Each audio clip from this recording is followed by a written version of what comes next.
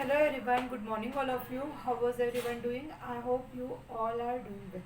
So student, today we are going to start new lesson which is lesson number 12, friction. Okay, so in this chapter we learn about friction. So first topic is that force of friction. In this chapter we learn about force occur due to the friction, and second is factors affecting friction. Okay, friction के लिए जो factors affect करते हैं उसके बारे में study करेंगे. And third topic is that friction unnecessary evil. Okay, so let's see number 12 frictions. So हम इस लेसन में फ्रिक्शंस के बारे में स्टडी करने वाले हैं. So you might have seen a driver of a car और truck slowing down the vehicles at after traffic signals. तो आप लोगों ने देखे होंगे कि ट्रैफिक सिग्नल जैसे आता है तो हमारा ड्राइवर क्या करता है, ब्रेक लगाता है और क्या करता है, कार को स्टॉप करता है. Yes, so whenever needed, so you to slow down your bicycles whenever needed by applying a brakes. Have you ever thought why a vehicle slow down when a brake are applied. So आप लोगों ने कभी सोचे हो कि अगर हम car में ब्रेक लगाते हैं या फिर बाइसिकल को ब्रेक लगाते तो स्टॉप क्यों होती है. Not only vehicles, any object moving over a surface of another object slows down when no external force is applied on it. Finally it stop. Have you seen a moving ball on the ground stopping after sometimes. ये हम लोग ने देखे कि अगर ball को हम ground पे फेंकते हैं तो क्या होता है, कुछ देर के बाद में अगर वो स्टॉप हो जाता है. वाई? क्योंकि उनको एक्सटर्नल फोर्स कोई अप्लाई नहीं होता. Why do you slip when we step on a banana peel. अगर हम बनाना की छिलके पे अगर पैर रखते तो हम क्यों स्लिप हो जाते हैं. Why it is difficult to walk on the smooth and wet floor. तो हम गीले और स्मूथ फ्लोर पे क्यों अच्छे से चल नहीं सकते हैं ना. अगर हमें देखो, ये देखो केले के पील्स के ऊपर अगर हमने पैर रखते तो हम क्या हो जाते हैं, गिर जाते हैं. क्यों हो जाते हैं? क्योंकि हमारा जो पैर है क्या हो जाता है, स्लिप हो जाता है. वाई? क्यों होता है ये सब? क्योंकि you will find the answer to such question in this chapter. तो ये सब क्वेश्चंस के बारे में हम लोगों को यहाँ पे क्या मिलेगा, इस चैप्टर में उसका आंसर मिलेगा. ये क्यों होता है सब? Due to the friction. तो ये फ्रिक्शन क्या होता है? Force of friction. So student आपके लिए यहाँ पे एक एक्टिविटी दी हुई है. तो आपको क्या करना है, gently push a book on a table. You observe that it stops moving a force for after moving for some distance. Repeat this activity pushing the book from the opposite directions. Does the book stop this time too? Can you think of an explanation? Can you say that the force must be acting on the book opposing its motion? This force is called the force of frictions.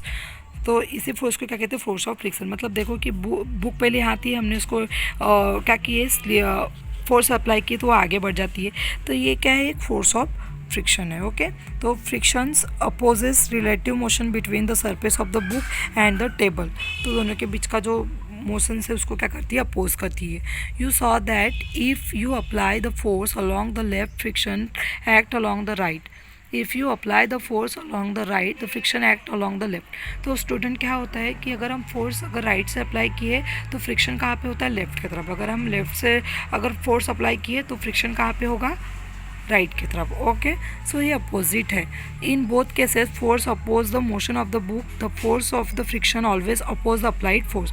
तो जो force जो रहता है, force of friction रहता है, वो always रहता है किसमें, opposite side of the applied force. In the above activity the force of friction act between the surface of the book and the surface of the table. It is the friction the same for all the surface. Does it depends on the smoothness और surface.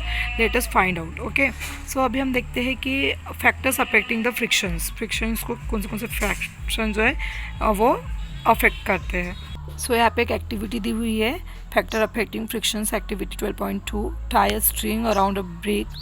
Pull the brake by a spring balance. You need to apply some force. Note down the reading on the spring balance when we brake just being to move. It gives you a measure of the force of a frictions between the surface of the brake and the floor. So student आपको क्या करना है, एक BRICS को देखो, ये sticks बांधना है, दिख रहा है ये, और उसको क्या करना है, हमें पुल करना है, स्प्रिंग करना है. ओके, तो जितना फोर्स हमें लग रहा है उसको हम क्या करना है, नोट करके रखना है. Now wrap a piece of a polythene around the brick and repeat the activity. और अब क्या करना है, नेक्स्ट बार में इसे हमें पॉलीथीन ब्रिक्स पे पॉलीथीन अटैच कर देना है आजू बाजू. And repeat the activity. Do you observe any difference in the reading of the spring balance in the about two cases. तो क्या होगा, स्प्रिंग बैलेंस में दोनों क्या होगा, जब पॉलीथीन डालेंगे तो उन्हें हमें क्या, you what might be the reasons for this difference, मतलब क्या डिफरेंस है तो हमें पता चल जाएगा। Repeat this activity by wrapping a piece of jute bag, उसके बाद में हमें जूट बैग से भी करके देखना है ये एक्टिविटी। ओके, सो स्टूडेंट देखो स्प्रिंग बैलेंस है जो क्या मेज़र करता है, ये एक डिवाइस है use for measuring the force acting on the object. तो अगर हम कोई ऑब्जेक्ट पे कितना फोर्स लगा रहे हैं तो ये जो स्प्रिंग वेट है, स्प्रिंग बैलेंस है, इससे हम मेज़र कर सकते हैं। It consist of the coiled spring which gets stretched when a force is applied. Stretching the spring it measured by the pointer moving on the graduate scale and the reading on the scales give the magnitude of the force. So student यहाँ पे देखिए, यहाँ पे scales लिखी हुई है, तो वैसे वैसे क्या होती है हमको यहाँ पे रीडिंग दिखती है। ओके, देन नेक्स्ट एक्टिविटी 12, यहाँ पे और एक एक्टिविटी दी है आप लोग को। Make an inclined plane on a smooth floor or on table. You may use a wooden board supported by a bricks or books. Put a mark with a pen at any points. ये एक activity है student जो आप लोगों को करना है, अच्छे से पढ़ना है। देखो आप लोगों को ये दिख रहा है, ऐसे एक स्लोप बनाना है, ठीक है।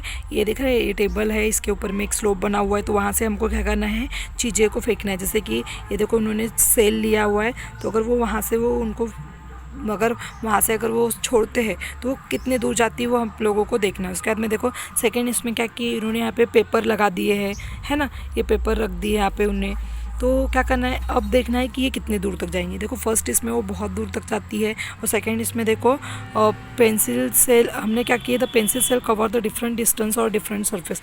तो क्या होगा वहाँ पे यहाँ पे ज़्यादा फ्रिक्शन रहेगा, इसलिए वो बहुत दूर तक जाती है, और यहाँ पे देखो वो जल्दी ही क्या हो जाती है, स्टॉप हो जाती है। ओके, सो एक्टिविटी आप लोगों को करना है। Okay student, so friction is caused by the irregularities on the two surface in contact. so जो irregular shape का रहता है उसके वजह से क्या होता है, फ्रिक्शन तैयार होती है। even those surface which appear very smooth have a large number of minute irregularities on them. Irregularities on the two surface lock into one another. when the attempt to move any surface we have to apply a force to overcome interlocking.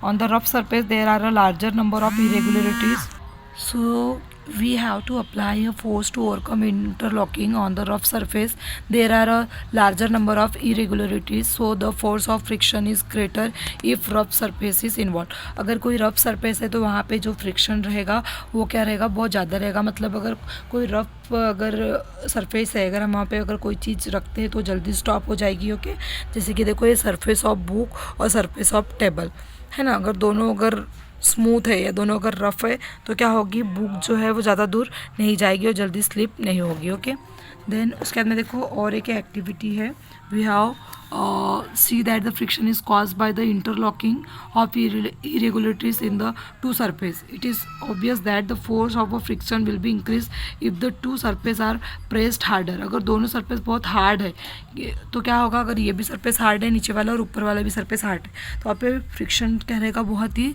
ज़्यादा रहेगा। Okay, if the two surface are pressed harder you can experience it by dragging a mat when you nobody is sitting on it and when a person is sitting on it.